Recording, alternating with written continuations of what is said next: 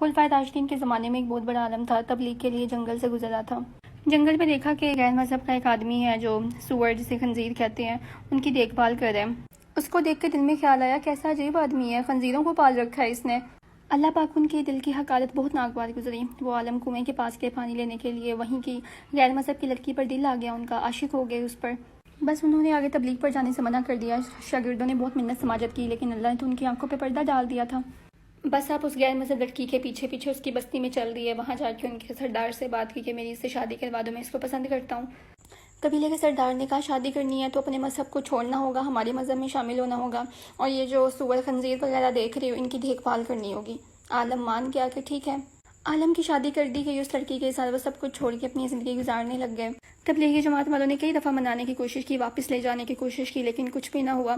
Time گزرتا گیا تو ایسے ہی ان کا ذکر ہوا کہ ایسے بہت بڑے ایک عالم تھے، انہوں نے اپنا مذہب چھوڑ دیا، ایک لڑکی کے پیچھے دیوانے ہو گئے۔ تو ان میں سے ایک بڑے امام نے کہا کہ اجتماعی دعا کرنی چاہیے ان کے لیے کہ اللہ پاک ان کو ہدایت دے دے، وہ واپس آ جائیں، ان کے دل میں جو پردہ ڈال دیا ہے اللہ نے وہ ختم۔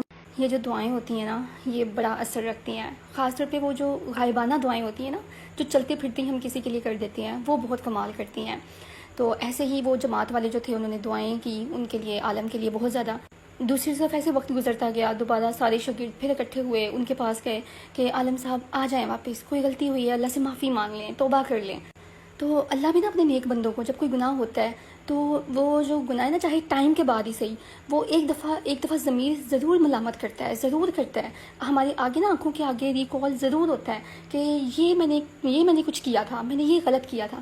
ایسے ہی وہ رونے لگ گئے، روتے روتے نا ایسے ان کے مائنڈ ایسے ہی آگے خیال آیا کہ میں نے ایک دفعہ اس غیر مذہب آدمی کو بڑی حقارت بھرے الفاظ میں یاد کیا تھا، تو رونے لگ گئے، بہت روئے۔ جو ندامت کے آنسو ہوتے ہیں نا وہ جو دل پہ غبار ہوتا ہے اس کو ختم کر دیتے ہیں۔ تو دوبارہ ایمان کی حالت میں آ گئے، ایمان لے آئے، واپس چلے گئے، پیچھے سب کچھ چھوڑ دیا، بیوی کو چھوڑ دیا، سب کچھ چھوڑ کے دوبارہ چلے گئے۔ ان کے پیچھے پیچھے پھر نا ان کی بیوی جو تھیں وہ بھی ایمان لے آئیں۔ تو یہ دوبارہ اللہ پاک نے ان کو اپنے راستے پہ بلا لیا۔ اور یہ جو بیماری ہے نا اس کو عجب کہتے ہیں، یہ نیک لوگوں میں پیدا ہونے کا خدشہ ہوتا ہے، یہ گناہ گاروں میں نہیں ہوتی۔ جو اللہ کی عبادت کرتے ہیں نا ان میں ہوتا ہے، تھوڑا سا خود کو یہ غرور کے سملر آ جاتی ہے۔